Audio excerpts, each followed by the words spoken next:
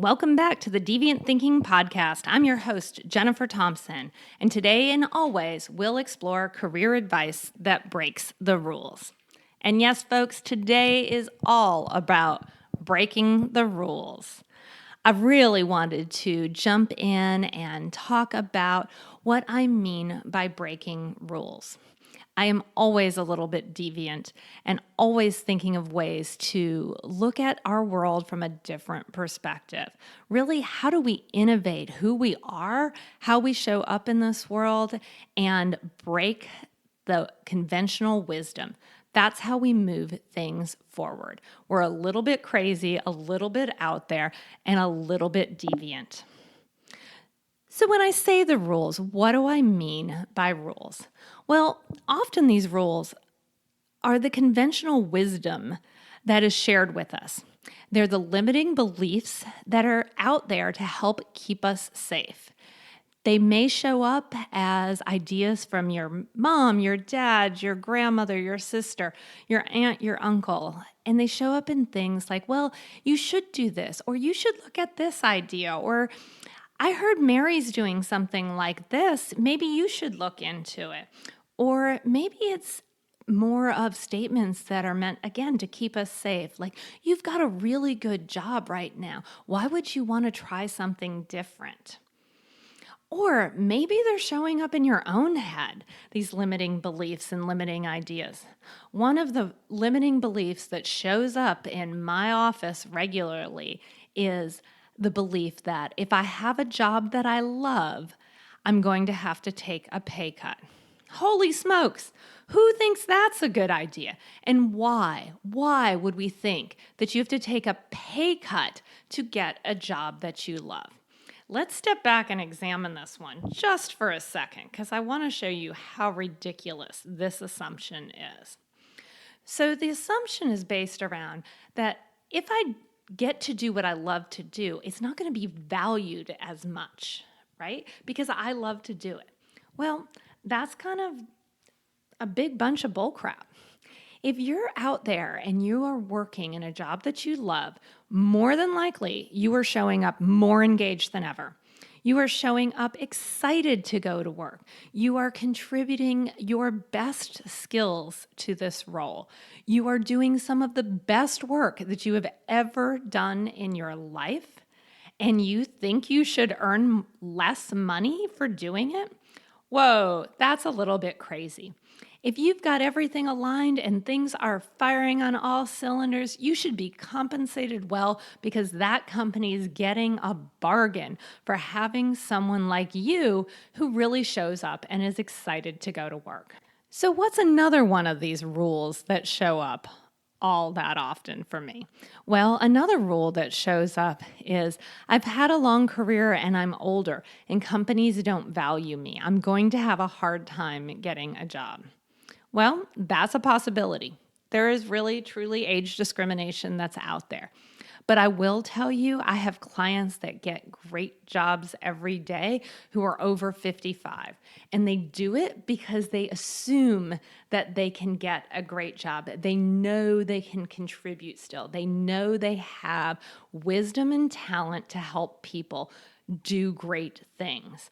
So they break that assumption. They don't go in feeling like they're too old or too overexperienced for a role. They go in knowing, well, what if this company could see the real value that I bring and really is getting a bargain for all this experience that I have? And when I say bargain, folks, I'm not saying they earn less income, but they come with such a wealth of experience, they're going to save this organization potentially millions of dollars.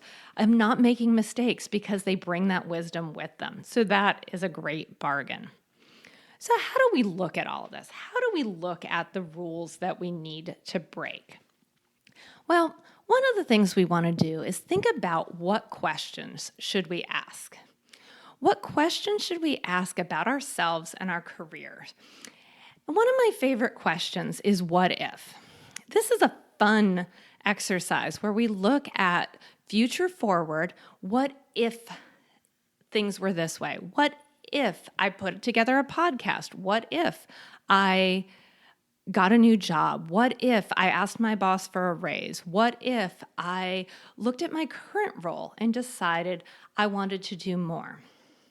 Often these what ifs show us a direction of things that we would love to do in the future. I find over and over again, clients come to me frustrated in their current role and saying things like, I wish I could, I had one the other day. I wish I could use agile processes more in my department. And I looked at them and I said, well, what's stopping you from doing that? And they're like, well, that's not what our company does. I said, well, who's in charge of deciding what your company does? And he looked at me with these really big eyes and he's like, well, I don't know. I said, well, would your boss choose this? Would she be the one to say if you could use Agile or not? He's like, no, she's over operations. She doesn't actually do the computer side of things. I said, okay, so you're the manager. You're the person in charge of this. And you're not doing it because who said you can't do it? And he got this wide-eyed look on his face. And he was like, holy cow, I don't know. And then I asked the question that really is the kicker of who do you need permission from to go ahead and do this? He was shocked. He needed the permission from himself. And that's what I find over and over from clients is often they're frustrated about things because they feel like there's these rules that are holding them back. But when they really sit down and examine why they're doing things, they realize that it's their own limiting beliefs that are keeping them back from doing really fun stuff. So needless to say, he went back, got his team together, looked around and said, hey, let's implement some agile processes here. The team was super excited. They wanted to learn these processes. They wanted to implement them. They wanted to be able to put it on their resume in the future because they know that that's a desirable skill set that's out there. And that's all it took is for him saying, yes, I'm going to go forward and do this. And I'm going to break that rule and that limiting belief that's in my own head.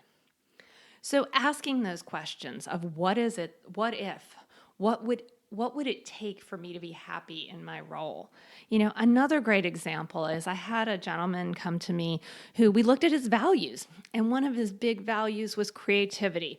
And he was in a role that was kind of honestly boring, and he really felt limited in what he could do creatively. But he did have some outlets. He was in charge of some event planning. He was in charge of engagement with clients. And I said to him, what if you brought creativity to those activities? And he said, well, what do you mean? I said, well, if you're holding an event, what if you held a really creative event? What if you thought about it very differently? What if you did something the organization has never done before? Who would you need permission from to hold an event like that so you could really use your creativity? And very similar, he looked at me and he said, I'm the VP of this. I said, uh-huh. I said, well, would you need the CEO's permission? He says, no.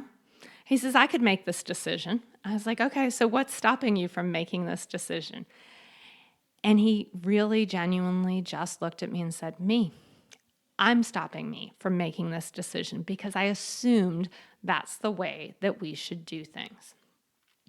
So again, I'm going to challenge you to look at your current role or a role you would love to be in and think about what are you assuming about that role?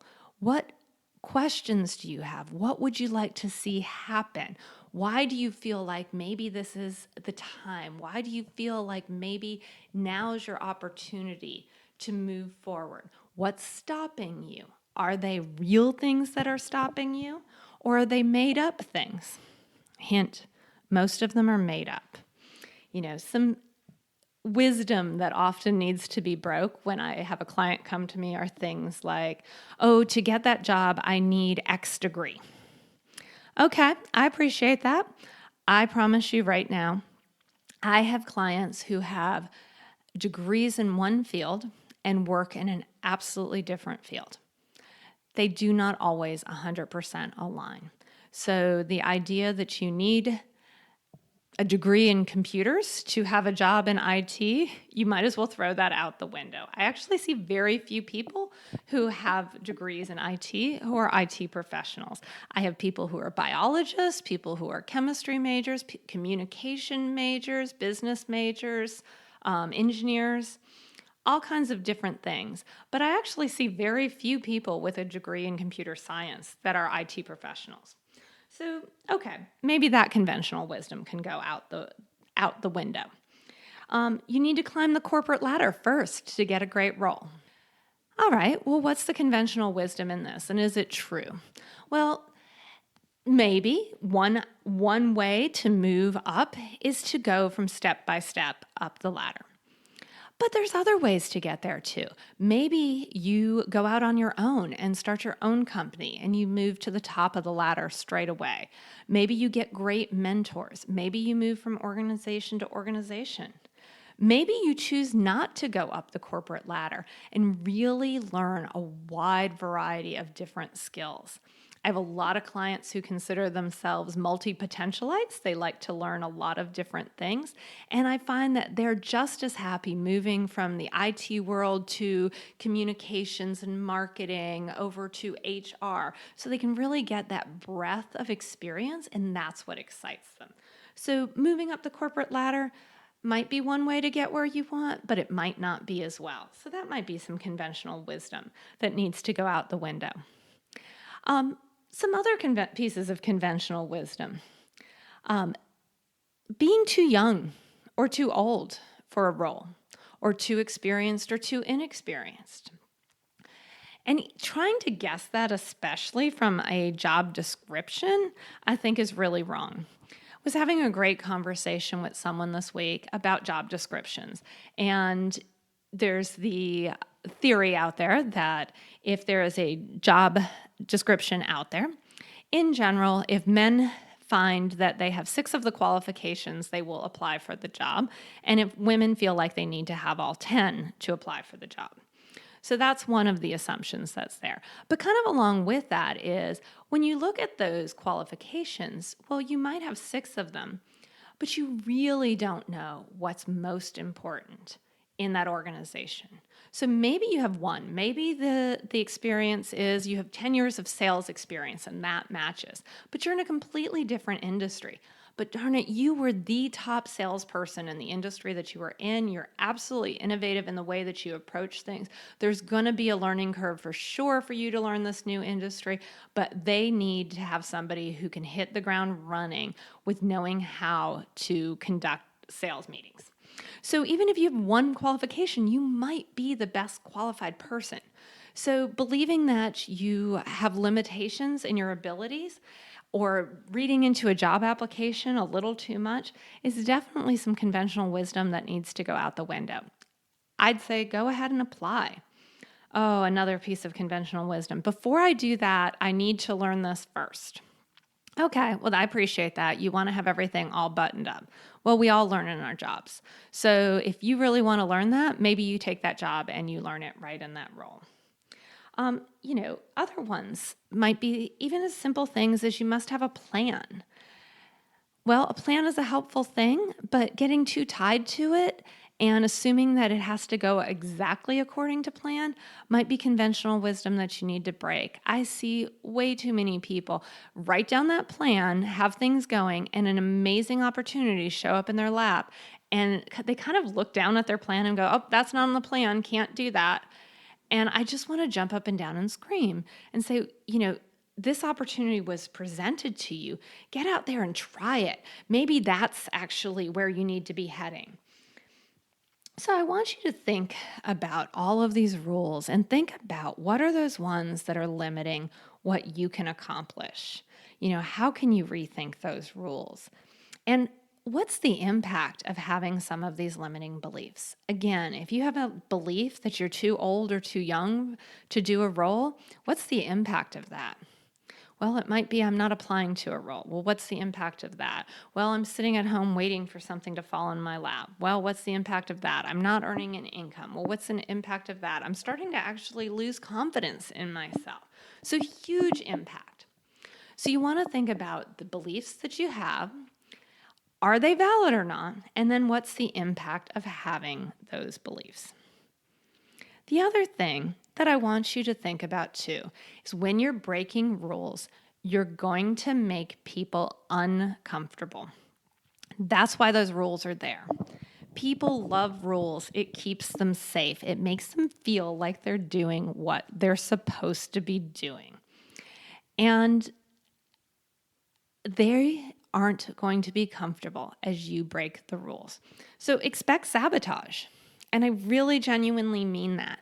When you go out there and break the rules, when you decide, I'm going to create a resume and I'm not going to put keywords on my resume. I know 400 articles out of 401 on the internet say I should put keywords on my resume, but I'm actually not going to put keywords on my resume. I promise you'll hand your resume to the next person and they'll look at it and go, you don't have keywords on your resume. You probably should put keywords on your resume. Makes me want to scream. And they're trying to protect you. These people who sabotage you are really well-meaning folks who want to keep you safe. So it's really important to have a plan to deal with that sabotage. And I talked out of both sides of my mouth, right? Like in the sense of, sometimes one of the rules can be you can have a plan and you stick to it too tight. Well, I do believe in having some plans, and I do believe in having a success plan to get around the obstacles that are going to be in your way. And if you want to learn more about success plans, check out our second episode here on the Deviant Thinking podcast, all on guaranteeing your success through success planning. I'll be sure to link to that in the show notes for sure. It's a great episode that helps you deal with the sabotage that you might find when you break the rules. So this episode was a bit different than some of the other episodes because it really is foundational in talking about how to break rules and how to identify the rules. I actually think identifying the rules is the hardest part. So often these rules are so drilled in our head and so in our subconscious that we don't even realize that we're obeying them. So I want you to be conscious. I want you to think about why you're doing something. If you feel yourself on autopilot, it is the moment to stop and say, why am I doing this? Who said I have to do this? Is this the only way to do this?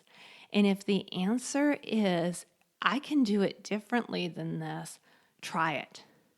Try it. Try something different. It will help you stand out and be remarkably different than everyone else. Everyone else is doing it the conventional way. And if you stand out and try things in a different manner, you're going to get ahead. Well, that's a wrap for today. I am so excited to have had you here for the Deviant Thinking podcast. And I want to share a little bit of what's coming up. So starting in January, we're going to be launching Career You.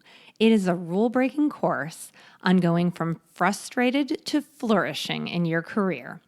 It will be a step-by-step rule-breaking framework to do the exploration, figure out your future focus, and create your custom plan to get you to that flourishing career. Look for more information coming up on that soon. As always, thank you for hanging out with me on the Deviant Thinking podcast. If you enjoyed this podcast, I would love it if you would head on over to iTunes and give us a review. Tell us what you loved about this episode. It helps others know what they can expect, and it just helps us know how to serve you better in the future. Thanks so much and have a wonderful day.